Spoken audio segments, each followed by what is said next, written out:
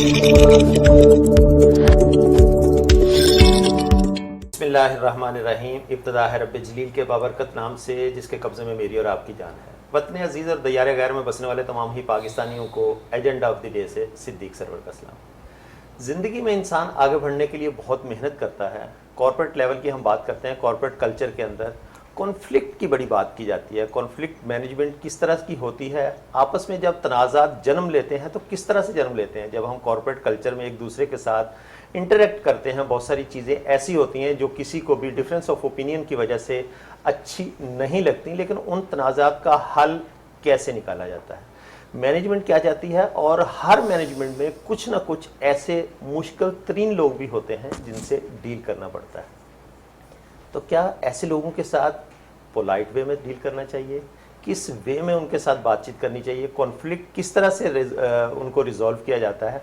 Problem create तो सब करना जानते हैं, लेकिन उन प्रॉब्लम्स का रेजोल्यूशन कैसे निकाला जाता है, उनको हल कैसे किया जाता है। आज हम इसके ऊपर बात करने की कोशिश करेंगे कि बेसिकली कॉन्फ्लिक्ट मैनेजमेंट है क्या। डिफरेंस ऑफ ओपिनियन हर जगह पे होते हैं, घर में भी होते हैं, फैमिली में भी, दो भाइयों के, माँ के साथ, बेटे का, बेटी के साथ, इस तरह से बहुत सारे घर में भी इख्तलाफात होते हैं। लेकिन इख्तलाफात का मकसद ये नहीं होता कि हम लड़ाई या फड्डा स्टार्ट कर दें। हमें उसको रिजॉल्व करने के लिए मुख्तलिफ प्रोफेशनल प्लेटफॉर्म्स पे किस तरह से हमने एक दूसरे के साथ इंटरेक्ट करना है और उसको किस तरह से मैनेज करना है, इसके ऊपर बात करने की कोशिश करेंगे। आज मेरे साथ प्रोफेशनल पैनल के अंदर प्रोफेशनल लोग मौजूद हैं जो कि अपनी अपनी फील्ड के अंदर बड़ी अहमियत के हामिल हैं। डेली बेसिस पे कॉर्पोरेट कल्चर में लोगों के साथ उनका इंटरेक्शन रहता है। आज उनसे बात करेंगे और सीखने की कोशिश करेंगे कि कॉर्पोरेट कल्चर के अंदर हम किस तरह से इन चीज़ों को डेली अपनी रूटीन के अंदर रखते हुए, देखते हुए मैनेज कर सकते हैं। मैं वेलकम करूंगा सबसे पहले मेरे सीधे हाथ पे एक निजी कंपनी में एचआर के साथ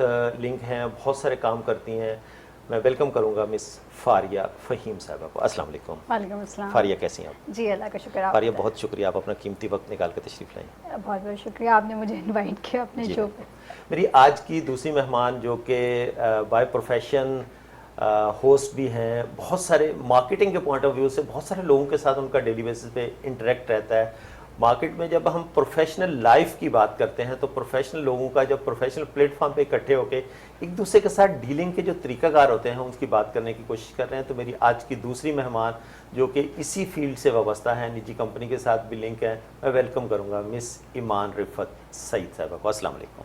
वालेकुम सलाम। कैसी हैं ईमान? अल्लाह का शुक्र। ईमान बहुत शुक्रिया, आप भी अपना कीमती वक्त निकाल कर तशरीफ़ लाएँ। Thank you so much for inviting. मेरी आज की तीसरी मेहमान जो कि एचआर से लिंक हैं। एचआर को कहा जाता है कि किसी भी कंपनी की माँ होता है एचआर। एचआर जितना अच्छा रोल प्ले करता है किसी भी ऑर्गेनाइजेशन में, उतना अच्छा कॉर्पोरेट कल्चर डेवलप होता है उस ऑर्गेनाइजेशन में। तो मैं वेलकम करूंगा निजी कंपनी की एचआर एक्सपर्ट मिस नूर हुदा को। अस्सलाम वालेकुम। वालेकुम अस्सलाम। नूर कैसी हैं आप? अल्हम्दुलिल्लाह फाइन। बहुत शुक्रिया आपका, आप कीमती वक्त निकाल के सबसे पहले तशरीफ़ लाएँ। Thank you so much sir. मैं स्टार्ट करूंगा प्रोग्राम का मिस फारिया से। फारिया, ये कॉन्फ्लिक्ट होता क्या है? बेसिकली कॉन्फ्लिक्ट मैनेजमेंट की बात तो करते हैं जिसकी आज हम अपने प्रोग्राम में भी बात करेंगे। कॉन्फ्लिक्ट किस तरह से पैदा होते हैं? बर्तन भी कहते हैं कि घर में पड़े पड़े एक दूसरे के साथ टकरा जाते हैं। डिफरेंस ऑफ ओपिनियन तो होते ही हैं, लेकिन कॉन्फ्लिक्ट का पैदा हो जाना, सब लोगों का इंटरेस्ट एक होता है, कंपनी के लिए काम करना है, आगे लेके जाना, सब एक ही कॉज के लिए काम कर रहे होते हैं। डिफरेंस ऑफ ओपिनियन से कॉन्फ्लिक्ट कैसे पैदा हो जाते हैं? अच्छा, देखिए, हम जिस वर्क कल्चर में काम कर रहे होते हैं उसमें हमारे पास हर अलग एरा के लोग काम कर रहे हैं। सही है, हमारे पास जेनजीज भी हैं, हमारे पास मिलेनियल्स भी हैं, बूमर्स भी हैं, डिफरेंट एज। अब तो जेनजी और मिलेनियल का ही आपस में जो है ना वो रहता है फड्डा। डिफरेंट एजेस के लोग हमारे पास काम कर रहे होते हैं। ठीक है, डिफरेंस ऑफ ओपिनियन होना इज़ अ नेचुरल थिंग। हर किसी का अपना ओपिनियन होता है। मेरा अपना ओपिनियन है, इनका अपना है, उनका अपना है, आपका अपना ओपिनियन है। एक सिंपल सी चीज़ होगी, उसमें हम तीनों के अपने 4 ओपिनियन होंगे। लेकिन कॉन्फ्लिक्ट वहाँ पे आ जाता है जहाँ पे हम उन ओपिनियन को ना जो है सही तरीके से, कॉन्फ्लिक्ट की ना काफ़ी सही ना स्टेजेस होती हैं। जैसे कि हमने उसमें उनको एक्टिवली हम सुन नहीं रहे, हमने सुना कुछ है, उन्होंने बोला कुछ है, हमारी अंडरस्टैंडिंग कुछ और हुई है और हमने उसको कुछ और समझ के अपने हिसाब से उस चीज़ को ना करने की कोशिश की है। वहाँ पे आ जाता है कॉन्फ्लिक्ट। वहाँ पे जो है ना, जाहिर सी बात है, आपने मुझे कुछ बोला, मैं उसको समझी नहीं ना, मैंने आपसे वो पूछा और मैंने उसको अपने हिसाब से कर दिया। अब एक वो दोनों का आपस में जो पहले का उस बात से पीछे भी बहुत सारी चीजें लिंक कर रही होती है ना, एक दूसरे का स्टार कहते हैं कि वो अच्छी वाइब्स उससे नहीं आ रही होती, तो वो भी बड़ा मैटर प्ले कर रहा बिल्कुल ऐसा होता है। बहुत सारे लोगों की एनर्जी जो होती है वो बहुत नेगेटिव होती है, उनके थॉट्स ही जो हैं वो, जाहिर सी बात है हर किसी की लाइफ भी उनके ऊपर इम्पेक्ट कर रही होती है। आपकी प्रोफेशनल लाइफ में आप जब पर्सनल लाइफ मिक्स करने लग जाते हो तो आपके जो डिसीजंस होते हैं ना वो नेगेटिव भी होने लग जाते हैं, अगर आपकी पर्सनल लाइफ अच्छी नहीं चल रही है, वो आपकी प्रोफेशनल लाइफ को बहुत इफेक्ट करती है। बहुत सारे लोगों की एनर्जी जो है वो बहुत ज़्यादा नेगेटिव होती है, वो जब आपसे इंटरेक्ट करते हैं तो आपको बहुत नेगेटिव थॉट आने लग जाते हैं उनकी एनर्जी की वजह से, तो वहाँ पे भी कॉन्फ्लिक्ट आते हैं, पैदा होते हैं। बहुत सारे लोग ये भी मानते हैं दैट कि उनके स्टार्स जो है मैच नहीं कर रहे, उनकी नेचर आपस में मैच नहीं कर रही, या उनकी आपस में थॉट जो है वो बहुत ज़्यादा डिफरेंट है। मेरी अपनी एक अपना एक पर्सनल ओपिनियन होगा किसी भी चीज़ को लेके, इनका एक अपना पर्सनल ओपिनियन होगा, हो सकता है वो मैच कर जाए क्योंकि हमारी अंडरस्टैंडिंग उस तरीके से बन जाए या हम उस चीज़ को उस तरीके से डिस्कस कर लें। तो कॉन्फ्लिक्ट इन चीज़ों की वजह से पैदा हो सकता है। बिल्कुल बिल्कुल। ईमान, आपकी तरफ आऊँगा, जिस तरह से फारिया ने एक्सप्लेन करने की कोशिश की कि बेसिकली कॉन्फ्लिक्ट होता क्या है, एक बड़ा अच्छा पॉइंट बातों में से निकला है फारिया के, कि जब दो लोग बात कर रहे होते हैं तो वो उसकी बात को सिर्फ सुनते हैं जवाब देने के लिए, समझने के लिए नहीं कि यार ये बंदे ने जो बात की इसके पीछे लॉजिक क्या हो सकती है। वो उसको नीचा दिखाने के लिए, अपना सुपीरियरपन कायम रखने के लिए भी बहुत सारे लोग जो है ना वो जूनियर ने बात की है तो अब इसको इस वजह से इतनी ज़्यादा अहमियत नहीं दी जाएगी। आप क्या समझती हैं, ऐसा होता है कॉर्पोरेट कल्चर में? अच्छा, ये जो आपने एक्सक्यूज़ मी बात हाईलाइट की है ये बहुत कॉमन है, ये कॉर्पोरेट में ही नहीं सोशली भी बहुत कॉमन है, दोस्त अहबाब में आप बैठते हैं या घर में भी बहुत कॉमन है, सिर्फ इसलिए कि आपने एक पॉइंट प्रूव करना है या आपने किसी को ज़्यादा इंपॉर्टेंस नहीं देनी क्योंकि वो जूनियर है या वो इंटर्न है या वो एक एग्जीक्यूटिव लेवल पे और मैं मैनेजर हूँ या मैं HOD हूँ। लेकिन इसके पीछे बहुत सारी और रीजंस भी होती हैं। अगर वो इंसान जो सीनियर है आपसे, या आप घर में ले लें कोई बड़ा भाई है जो से फॉर इंस्टेंस पैसे ज़्यादा ला रहा है, जिनके बलबूते पे या बेसिस पे घर चल रहा है, घर में बात की वैल्यू ज़्यादा होती है, बहुत ज़्यादा, वो क्यों, वो एक फैक्ट है, वो जहाँ जो ज़्यादा पैसे ला रहा है जिसकी वजह से घर चल रहा है, जिसकी ज़्यादा अथॉरिटी है ऑर्गेनाइजेशन में, उसकी सुनी ज़्यादा जाएगी क्योंकि वो लीडरशिप के ज़्यादा क्लोज है। ये दो फॉर इंस्टेंस एग्जाम्पल्स हैं। या सोशली अगर दोस्तों में आप बैठ रहे हैं जो एक बड़ी गाड़ी में आ रहा है या जिसका सोशल हायरार्की में ज़्यादा ओहदा है या ज़्यादा स्टेटस है, इन तीनों फैक्टर्स को अगर आप ले लें, then what is that person bringing to the table. For instance power tripping, उसके अंदर ऑलरेडी अब आप एक एडल्ट के साथ डील कर रहे हैं, वो कोई बच्चा या एडोलेसेंट नहीं है जिसको आप मोल्ड कर सकते हैं या जिसको आप चेंज कर सकते हैं। वो ऑलरेडी अपने नोशंस, अपनी थॉट प्रोसेस लेकर आ रहा है। मैं बेहतर हूँ, मैं ज़्यादा एजाइल हूँ, मैं ज़्यादा पावरफुल हूँ, मैं ज़्यादा ये हूँ, मेरे अंदर ये कैपेसिटी। आप एक टीचर को ले लें, उसके सामने 20-22 बच्चा बैठा है, उसको पता है इनकी तकदीरें मेरे हाथ में, क्यों मैं फेल करूंगी या करूंगा तो ये बच्चे रिपीट करेंगे, मैं माँ बाप को ज़्यादा तंग कर सकती हूँ। डेजिग्नेशन का नाजायज फायदा उठाया जा रहा है। लेकिन इसके भी बहुत रीजंस होते हैं। वहाँ पे आ जाता है कि उनकी खुद का चाइल्डहुड कैसा था, वो दे ट्रॉमेटाइज्ड या वो एक साइकिल रिपीट कर रहे हैं, गुजरते हुए आए हैं तो वो फिर राइट। या सिंपल इज दैट कि अब मुझे पावर मिल गया है, इससे पहले कभी पावर को आपने एक्सपीरियंस नहीं किया। एक पावर का जो नशा आप कह लें, एक वो होता है, पैसे का होता है, आपके पीछे कितनी मैनेजमेंट, घर वाले बाकी से अब्बू अम्मी कितना उस बड़े भाई या बड़ी बहन को सपोर्ट कर रहे हैं, आपको खुली छूट मिल जाती है ना, कोई कहने वाला नहीं है, कोई रोकने वाला तो उसका जो है ना नाजायज फायदा उठाया जा रहा है। राइट। मैं नूर खुदा को भी शामिल गुफ्तगू करूंगा। नूर, जिस तरह से बात करने की कोशिश की, प्रोफेशनल लाइफ की हम बात करते हैं, कॉर्पोरेट कल्चर में आप जब HR में बैठे हुए होते हैं, बहुत सारे लोगों के डिफरेंस ऑफ ओपिनियन की वजह से कॉन्फ्लिक्ट पैदा होते हैं, तो वो HR के पास कंप्लेंट्स आती हैं। एग्जैक्टली। बीइंग HR किस तरह से डील करता है इन कॉन्फ्लिक्ट्स को? सर बेसिकली अगर कॉन्फ्लिक्ट की बात करें, ये एक ऐसा वर्ड है that means is a disagreement.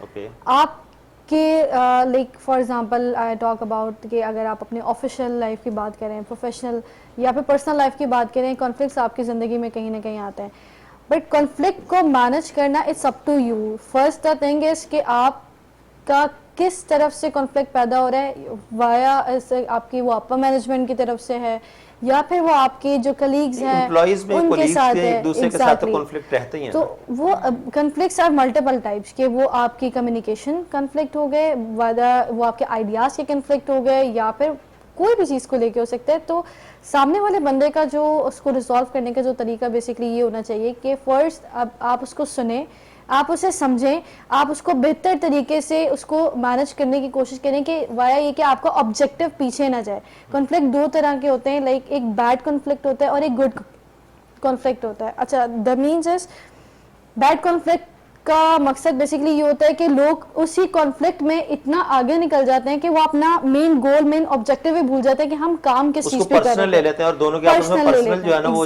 Chaple start हो जाती है। बिल्कुल फारिया, यही बात मैं आपकी तरफ लेके आऊंगा। आप भी एचआर से डील कर रही होती हैं, तो जो एचआर होता है बेसिकली उसका अपना रोल क्या होता है? वैसे तो कहा यही जाता है नॉर्मल में कि एचआर करता ही क्या है, उसके पीछे जब आप जाकर डील करो तब पता चलता है कि बेसिकली एचआर भी शायद कुछ कर रहा होता है। तो आप क्या समझती हैं कि ये जो डिफिकल्ट लोग होते हैं इनको फिर कैसे मैनेज किया जाता है? कॉन्फ्लिक्ट तो आ गए दोनों तरफ से, जिससे भी आप बात सुनोगे वो एक बहुत अच्छा वकील बन के अपनी जो है ना वो सफाइयां पेश करेगा कि मैं ही सच्चा हूँ, और दोनों को जब सामने बिठाएंगे तो किन चीज़ों को खास करके स्पेशली मद्देनजर रखा जाता है? अच्छा, जैसे आपने बोला कि लोग बोलते हैं एचआर करते ही क्या है, तो इसमें मैं एक चीज़ ऐड करूँगी। एचआर जो है ना कहलाया जाता है बैकबोन ऑफ द कंपनी।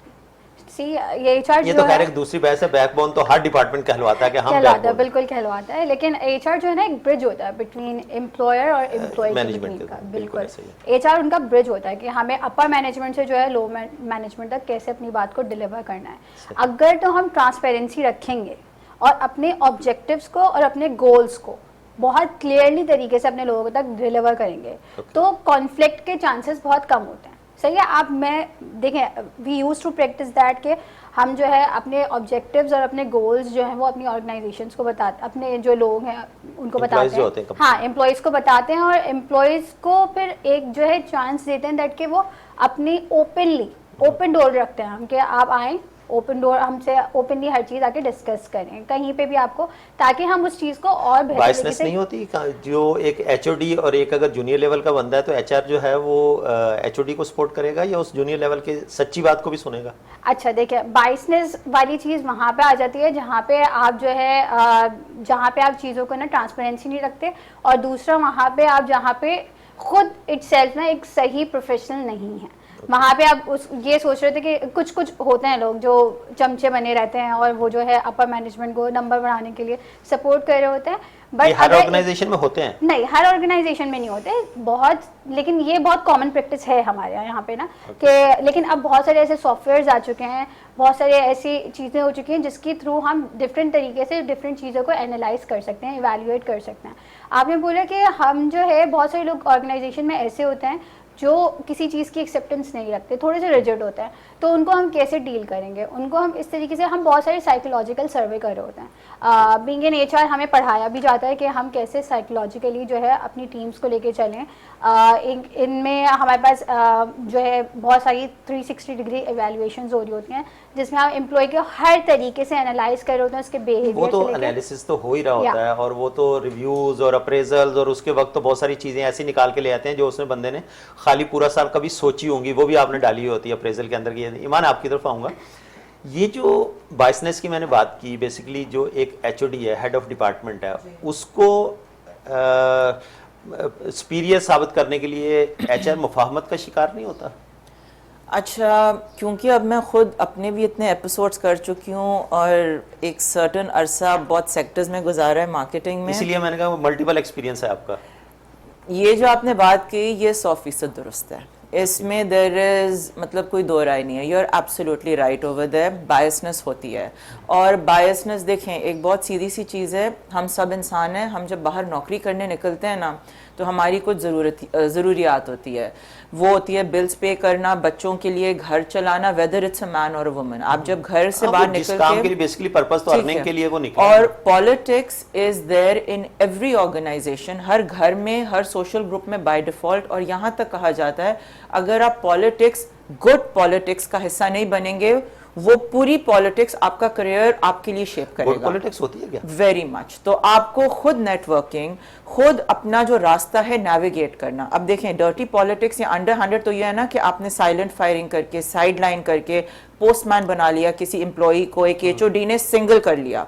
अब क्योंकि एचआर है, लाइक फारिया सेड कि आपने ट्रांसपेरेंसी भी रखनी है, तो मैं तो बहुत अच्छा काम दे रहा हूँ, लेकिन आपने बनाया हुआ क्या है? पोस्टमैन बना दिया है, बिल्कुल चुप करा दिया दिया उस इंसान को। उसकी जो अपनी क्वालिटीज थी उनको तो हम सामने आने ही नहीं दे रहे हैं। Right, उसको जो बिल्कुल। एक लकीर का फकीर के पास तुमने आना है, यही काम करना है। और तो वो यहाँ तो पे फिर क्या अगर वो करेगा? बंदा जाएगा भी तो मैंने तो थोड़ी कुछ किया है, लेकिन उस बंदे को 100% पता होगा कि यहाँ पे हो क्या रहा है।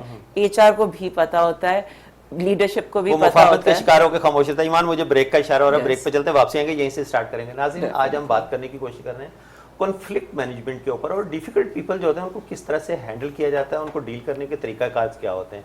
HR भी कोई मुफाहमत का शिकार हो जाता है, किस तरह से वो कोई बायसनेस की बेस के किसी सुपीरियर को या किसी सीनियर बंदे को प्रोटेक्ट करता है, इसके ऊपर बात कर रहे हैं। यहाँ पर लेंगे एक छोटा सा ब्रेक, ब्रेक से लौट के आएंगे। Stay tuned.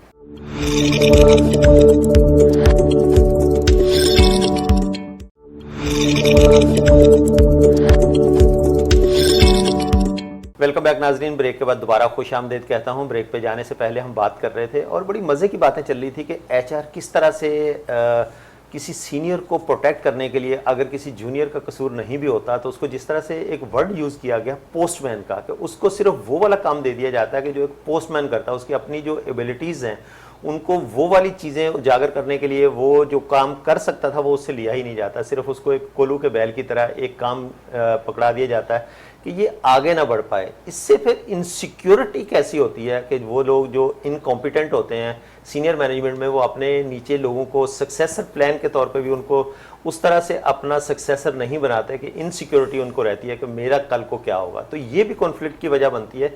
मैं चलता हूँ मिस नूरे खुदा आपकी तरफ।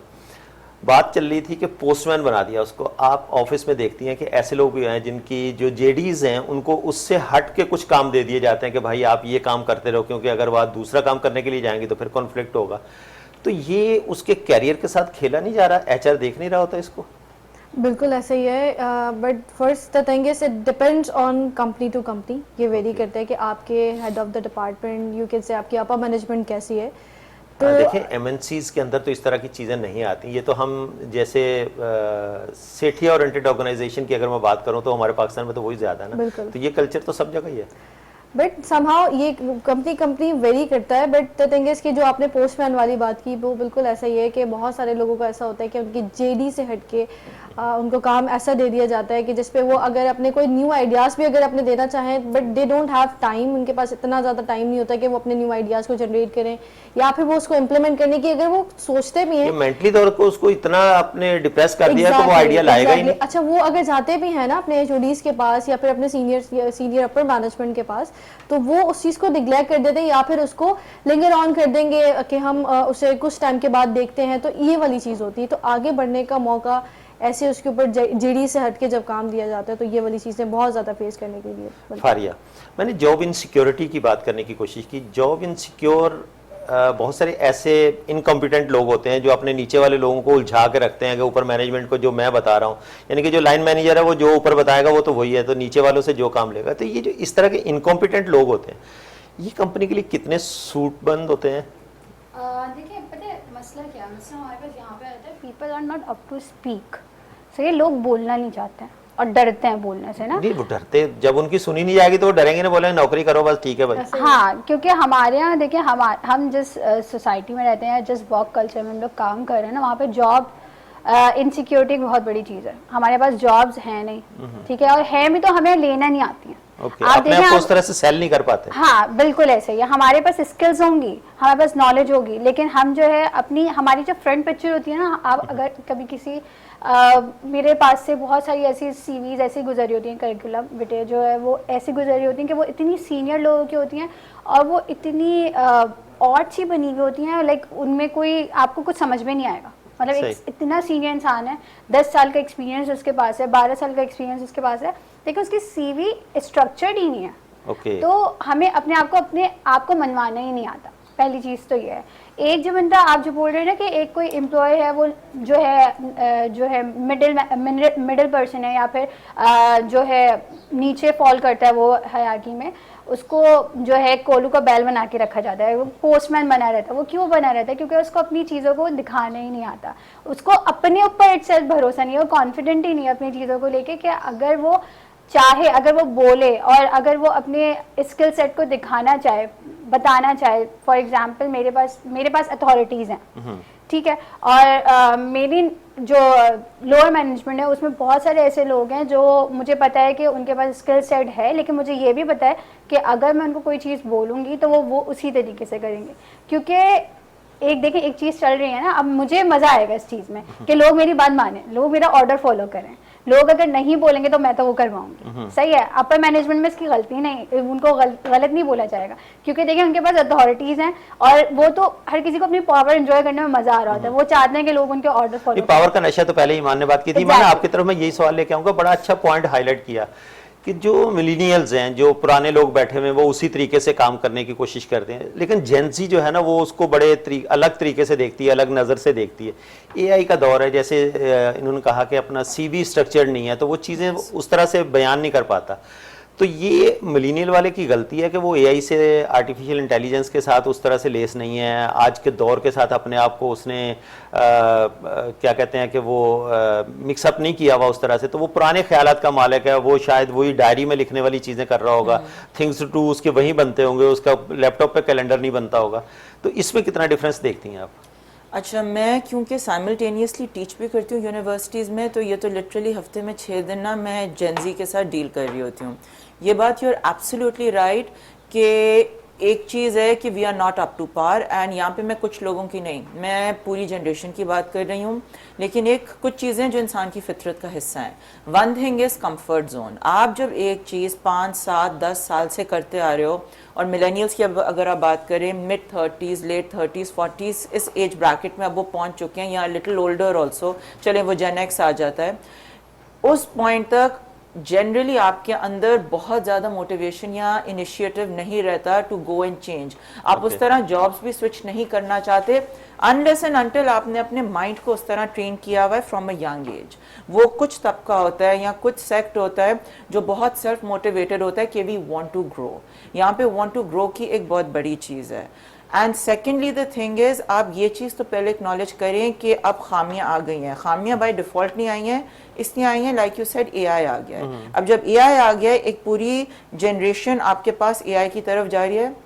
इस वक्त मार्केट में पूरे सेक्टर्स हैं जो पहले एडवर्टाइजिंग को लेके या और चीज़ों को लेके सिर्फ उनके लिए डिपेंडेंट थे, अब सिर्फ आपके पास आपने इंटर्न्स रख लिए हैं या एग्जीक्यूटिव लेवल पे लोग रख लिए हैं, वो एआई के थ्रू आपके पूरे मार्केटिंग कैंपेन्स आपको बना के दे रहे हैं ऑन अ बेसिक लेवल। मैं मल्टीनेशनल्स की बात नहीं कर रही, उन कंपनीज की बात नहीं करी who have a lot of budget, but जो नॉर्मल स्मॉल सीट या setup like you said earlier, इतना बजट नहीं होता, ये एक बहुत कॉमन चीज़ है। तो वहाँ पे जब आपके पास एक 20, 22, 25 साल के जेंट्री काम करके दे रही है, तो आप क्यों हायर करेंगे किसी को जिसका 10, 12, 15 साल का एक्सपीरियंस है। एंड वहाँ पे मोटिवेशन या वो इनिशिएटिव ही नहीं है to go and learn AI and tools. और एआई से मेरा ये मतलब नहीं है चैट जीपीटी, या ये मतलब नहीं है चैट जीपीटी पर जाके लिखे मेक दिस बेटर, नहीं, इसका मतलब है आप जाके वेबसाइट से भी उसको जो है ना वो बेहतर करने, अपडेट करने की जरूरत है। साइट्स, बहुत सी वेबसाइट्स, आपके पूरे वेबसाइट्स बन सकते हैं रिसर्च को लेके, डिजिटल मार्केटिंग को लेके। There is so much that is happening. वो चीज़ें अगर आपके पास नहीं है, आप यकीन करें, मैं जब स्टूडेंट से बात करती हूँ ना अपनी यूनिवर्सिटीज़ में, टीचर 2-3, तो उनको अगर टीचर्स नहीं भी सिखा रहे होते ना, there are so many tools editing को लेके, सॉफ्टवेयर्स और वेबसाइट्स को लेके, वो खुद जाके यूट्यूब के थ्रू सीख रहे होते हैं। और मैं उनसे पूछती हूँ क्लास में, how did you guys learn, तो वो कहते हैं हमने यूट्यूब पे गए and self taught, that's literally how we did it. अब ये चीज़ एक 40-year-old में बाय डिफॉल्ट नहीं आएगी, 37-year-old में नहीं आएगी, 22-25 साल के स्टूडेंट में आ जाएगी। क्योंकि मैं अपना पॉडकास्ट करती हूँ, मुझे इतने डीएम्स आते हैं, इकरा यूनिवर्सिटी से हूँ, फलानी यूनिवर्सिटी से हूँ, इस यूनिवर्सिटी से हूँ, मुझे बहुत अच्छी एडिटिंग आती है, आप मुझे आउटसोर्स कर ले। और वाकई उनका काम बहुत अच्छा होता है, वो अच्छा काम कर रहे होते हैं ना, वो सीख रहे हैं, क्योंकि उनकी तो तरबियत ही यूट्यूब और गूगल ने की है ना, नानी दादी ने थोड़ी की है। राइट, तो ये वाला एक फैक्ट है जो अगर हम समझ लें कि ओके अब ये गैप आ गया है, इस टेक्निकल स्किल के ऊपर काम करने की जरूरत है। या फॉर इंस्टेंस आपने पहले ऑर्गेनाइजेशंस की बात की, ऑर्गेनाइजेशंस अगर ये लर्निंग एंड डेवलपमेंट में ये वर्कशॉप्स डालना शुरू कर दें, देखें everyone is not going to have the time also, घर में भी 1000 रिस्पॉन्सिबिलिटीज होती हैं, अपने ऑफिस में वर्कशॉप रख ली कुछ घंटों की एआई टूल्स के ऊपर, ताकि सब अप टू पार आ जाएं। तो वो ऑर्गेनाइजेशन के लिए भी इट्स अ विन, वो मैनेजमेंट या लीडरशिप के लिए भी इट्स अ विन कि देखें 40 साल का जो है या जो 20 साल का इंटर्न है, उनमें काफी फर्क आपको तो नजर आएगा। राइट, लेकिन अब वो टेक्निकल स्किल को लेके दे आर एट पार, या वो फिर कोशिश करेगा। आप किसी को एक वर्कशॉप में बिठाएंगे ड्यूरिंग ऑफिस आवर्स, कोई क्यों नहीं बैठेगा, लाजमी बैठेगा। और वो क्यों नहीं चाहेगा कि मुझे भी बाहर अपवर्क के थ्रू या किसी और साइट के थ्रू डॉलर्स में या किसी और करेंसी, उनके पास अपॉर्चुनिटीज तो हैं। उसको नूरे हुदा आपकी तरफ आऊंगा। ये जो पॉइंट हम अभी डिस्कस कर रहे हैं कि मिलेनियल्स और जेंजी जो है, आपको कॉन्फ्लिक्ट की बेसिक रीजन ये भी समझ आती है ऑफिसेज में कि ये दोनों के जो एरा का फर्क है उससे भी कॉन्फ्लिक्ट होता है? देखिए, एक चीज़ तो ये कि मिलेनियल्स और आजकल जो जेनजीज का जो ट्रेंड है ना, दैट इज ठीक है, 6 बजे ऑफिस के बाद काम नहीं करना, ये वाली चीज़ है। दूसरी चीज़, मिलेनियल रात के 12 बजे तक भी लगे रहते हैं, उनको कोई, वो तो घर से बेगम से भी डरते हैं, घर क्या जाना ऐसे ही है। और बहुत सारी चीज़ों में लोगों को बेसिकली ये होता है, जो हमारे मिलेनियल्स आए या फिर जिनका एक्सपीरियंस ज़्यादा है basically, so they are currently use to कि वो अभी भी ईमेल्स एंड सारी चीज़ें जो है वो अपनी मैनुअली कर रहे होते हैं, but they are unaware of the like the farther side कि जो हमारे पास एआई टूल्स हैं उनको नहीं यूज़ करते और प्रॉपरली इसको मैनेज नहीं कर पाते। उस चीज़ को लेके जेनजीज हमारे बहुत ज़्यादा एक्सपर्ट्स हैं। You can say I am also a Gen Z. So चीज़ें बहुत बेहतर हो गई हैं। जेनजी बेसिकली ये है कि एआई को यूज़ करने के लिए ना, आपका बेसिकली एआई आपका काम आसान बना रही है। लोगों का पहले कहना ये था कि जब एआई आ जाएगा ना तो लोगों की ज़रूरत नहीं होगी, लेकिन ऐसा भी नहीं है कि बेसिकली उसको मैनेज करने के लिए, उसको चलाने के लिए तो ह्यूमन इज़ वेरी नेसेसरी। लेकिन ये काम जो 10 लोग करते थे शायद अब 2 लोग करते हैं। डेफिनेटली एक ह्यूमन कैपेसिटी, वो एक काम की कैपेसिटी वो कम होती जा रही है और वो एक स्मार्टर वे में उसको मैनेज कर सकता है। हार्ड वर्क को स्मार्ट वर्क में चेंज करें। फारिया, आपकी तरफ आऊंगा। यही पॉइंट अगर हम लेके चलें, जैसे आप कॉर्पोरेट कल्चर के साथ हैं, तो जो डिफरेंस ऑफ ओपिनियंस होते हैं उनको फिर हैंडल करने के क्या तरीके होने चाहिए? उनको पोलाइट वे में, फोर्सफुली, किस तरह से कंपनीज के कल्चर में क्या होता है, किस तरह से इंप्लीमेंट कैसे कराते हैं? कॉन्फ्लिक्ट मैनेजमेंट बेसिकली होती क्या, किस तरह डील कैसे करते हैं फिर? अच्छा, डिफरेंस ऑफ ओपिनियन तो हर किसी का होता है, सही है। एचआर का, एक अच्छे एचआर का काम ये है कि वो अच्छा उसको हैंडल भी पर्सन टू पर्सन वैरी करता है, सही है। आपको किस इंसान को किस तरीके से लेके चलना है, ये एक बहुत बड़ी चीज़ है। और ये आप जब स्टेप इन करते हो ना एचआर में, तो ये चीज़ आपको लर्न करनी है। आप टाइमली एक्सपीरियंस के साथ साथ ही लर्न करते हो कि लोगों को किस तरीके से हैंडल करना होता है, लेकिन ये एक प्रैक्टिस होती है जो हम कर रहे होते हैं। हम लोगों के साथ जो है जब 1-on-1 मीटिंग कर रहे होते हैं ना, तो हम उनके बिहेवियर से, उनका the way they are talking, body language को भी, बॉडी लैंग्वेज के अकॉर्डिंग बहुत सारी चीज़ें जज कर रहे होते हैं। एंड देन वी एनालाइज कि भाई हमें इस इंसान को किस तरीके से हैंडल करना है।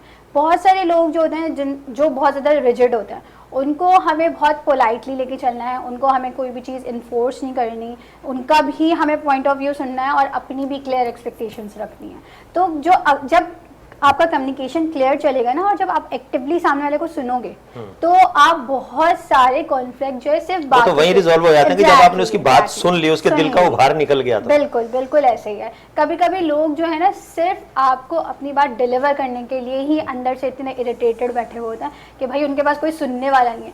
When you are the active listener, तो आप चीज़ें जो हैं ऑन पॉइंट ही सॉल्व कर दोगे बहुत सारी।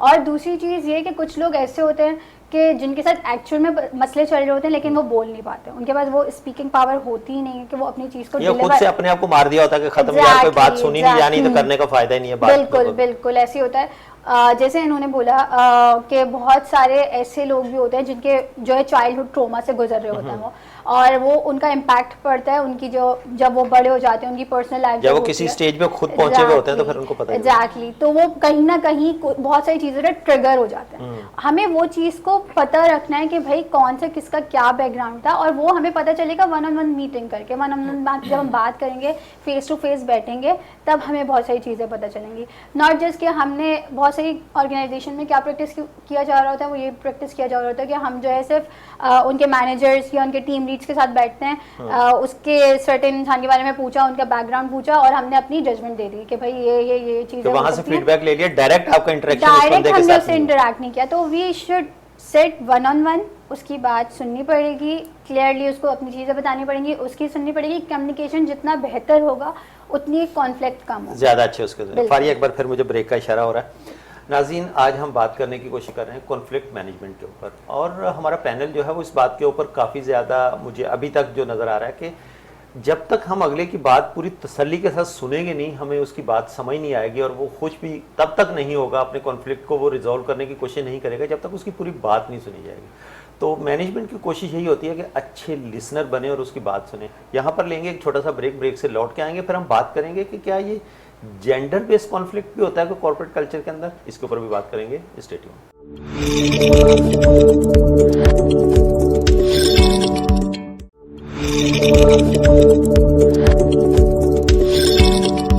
वेलकम बैक नाज़रीन। ब्रेक के बाद दोबारा खुश आमदेद कहता हूँ। ब्रेक पे जाने से पहले हम बात करने की कोशिश कर रहे थे कॉन्फ्लिक्ट मैनेजमेंट और डिफ़िकल्ट पीपल्स को किस तरह से हैंडल किया जाता है। अब मैं यहाँ पर चलूँगा कि जेंडर बेस के ऊपर कितना ज़्यादा कॉन्फ्लिक्ट पैदा होता है कॉर्पोरेट कल्चर में। ईमान, आपकी तरफ आऊँ। जेंडर बेस की बात की जाती है आजकल, वैसे तो ये कहा जाता है कि बराबर हैं कॉर्पोरेट कल्चर में, कोई भी किसी को बर्तरी किसी पे हासिल नहीं है, लेकिन फिर भी हमारे खास करके स्पेशली एशिया रीजन के अंदर और ख़ास करके हम अपने पाकिस्तान के कॉर्पोरेट कल्चर को अगर देखें तो यहाँ पर कहीं ना कहीं एज ज़रूर मिलता है जेंडर का। आप क्या समझती हैं कि ये जो कॉन्फ्लिक्ट है ये जेंडर बेस भी होते हैं?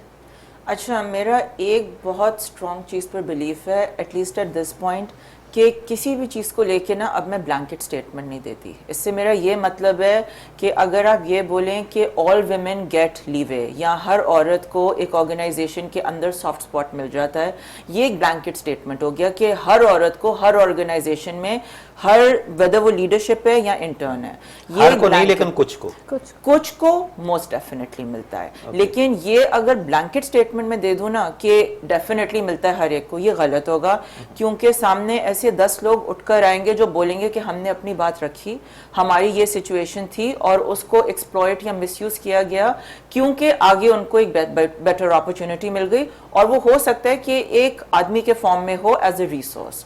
That said, there are many instances जहाँ पे women can yes get a soft spot, women can get a softer corner, क्योंकि बहुत सी organizations में ये भी होता है कि अब policies बहुत strict आ गई हैं। तो say for instance जहाँ बहुत common है एक organization में प्राइवेट छोटे सेटअप्स में, जिस तरह आपने अर्लियर बोला सेट सेटअप में, वहाँ इस तरह पॉलिसीज बहुत कॉन्क्रीट और सॉलिड नहीं होती कि आपने आवाज ऊंची नहीं करनी, वहाँ पर तो एचआर नाम का भी कोई चीज नहीं होती ना, वो सेठ के अपने पास या भाई या बेटे के पास ये वाला डिपार्टमेंट होता है। और अब वहाँ पे अगर आपने फॉर इंस्टेंस बिल फर्ज चिल्ला दिया, चीख लिया, या आपने कोई इस तरह की चीज कह दी, या इस तरह की कोई नेगेटिव बात हो गई जो आपको पता है सामने एक लड़की है वो सहम जाएगी, डर जाएगी, पर्टिकुलरली यंगर है, या अगर वो किसी सिचुएशन में या मजबूर है तो आगे वो सोशल मीडिया पर भी जा सकती है। दैट इज ऑल्सो समथिंग जो उसके पास बहुत सारे हैं, राइट। तो वहां पर ठीक है आपको शायद दे दिया जाए थोड़ा सा लीवे या थोड़ा सा सॉफ्ट स्पॉट, और वो बोलें कि अच्छा ठीक है, इट्स ओके। एंड वहीं पर अगर एक आदमी सामने जाकर बात रखे तो उसको झड़क के 10 बातें या 2 बातें आप सोचे समझे बगैर सुना दें, क्योंकि उस बॉस ने या सेठ ने भी अपनी कहीं ना कहीं फ्रस्ट्रेशन निकालनी है। लेकिन क्या ये हर ऑर्गेनाइजेशन में होता है? बिल्कुल भी नहीं। क्या ये हर औरत या हर लड़की जो नौकरी पर जाती है?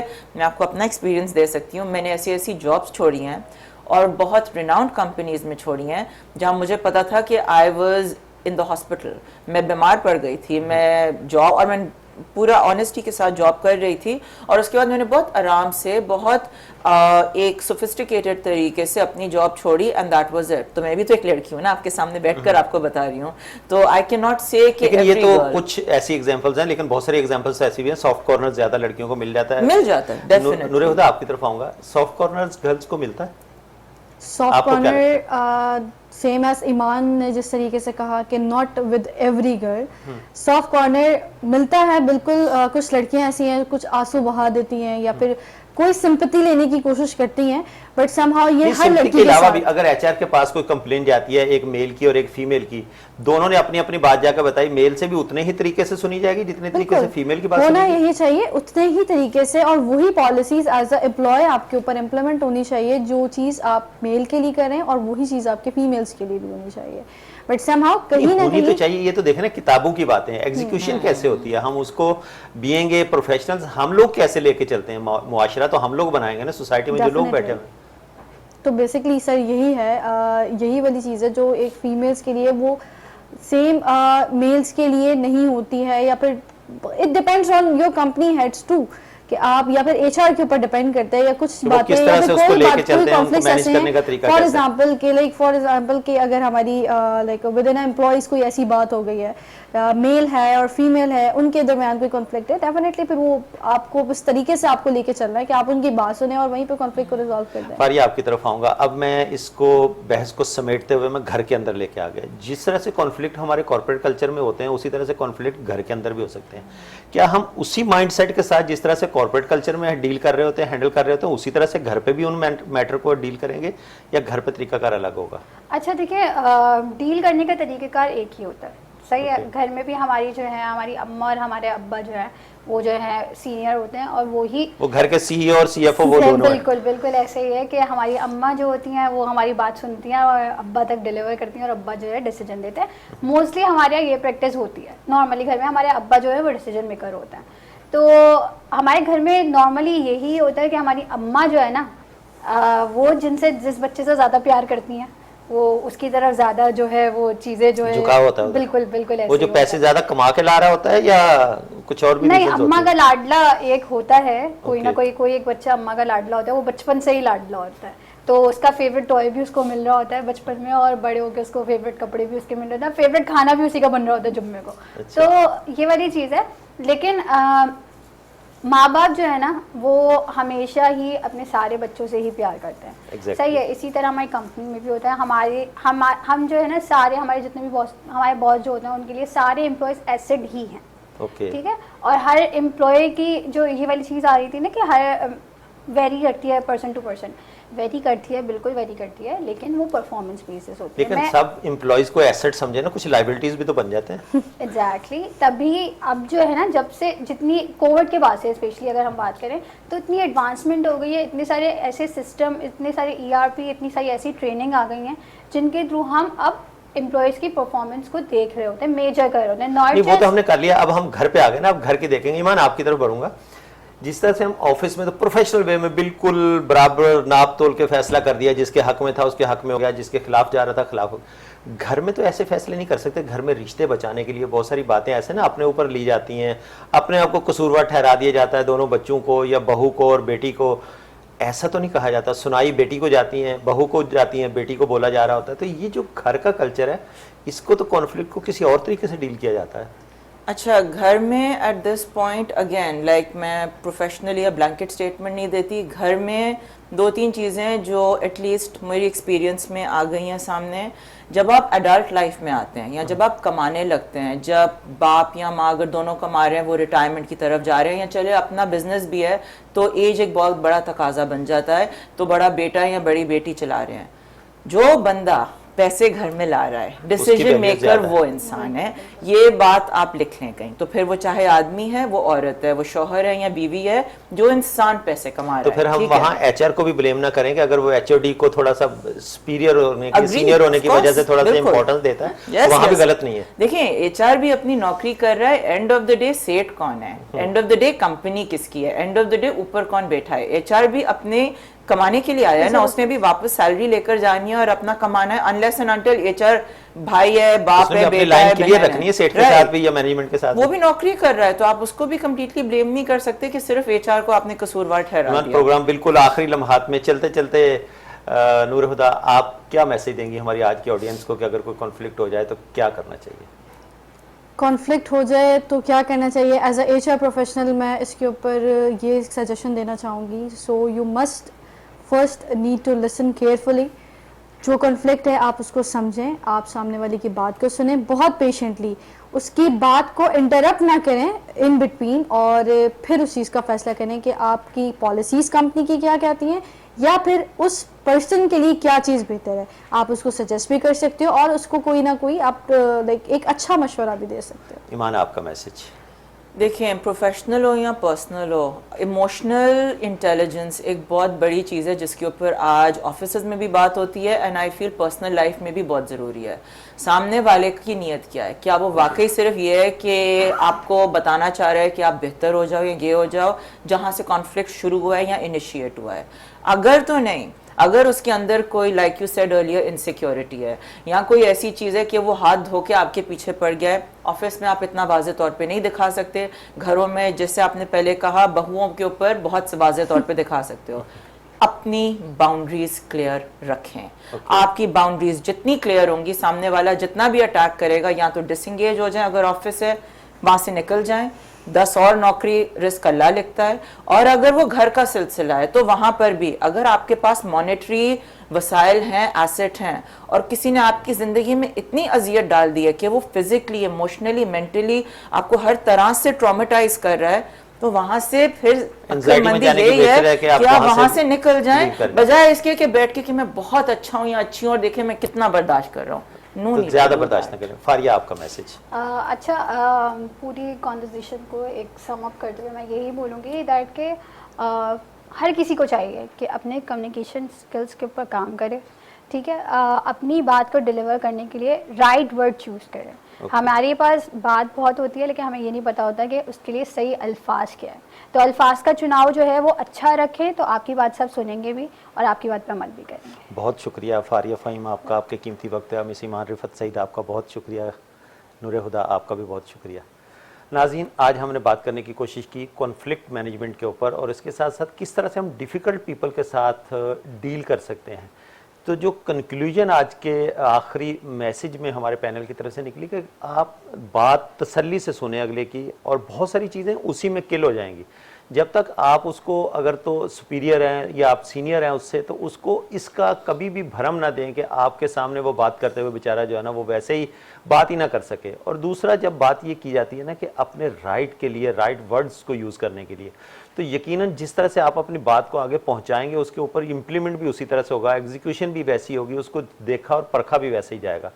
ऑफिस के अंदर बहुत सारी ऐसी चीज़ें ज़रूर होती हैं, लेकिन अगर आप देखें कि आपकी वहाँ पर उस तरह से बात की सुनवाई नहीं हो रही, तो आप यकीनन वहाँ से क्वाइट कर जाएं, वहाँ से आप स्विच कर जाएं, लेकिन आप अपना रिकॉर्ड ज़रूर कराएं, एहतजाज ज़रूर रिकॉर्ड कराएं। खामोश रहने से भी बहुत सारी चीज़ें आपके ऊपर डेली बेसिस पे थोपी जाती रहेंगी, जिनको आपको वक्त के साथ साथ दूसरे लोगों को भी उसका खमियाजा भुगतना पड़ेगा।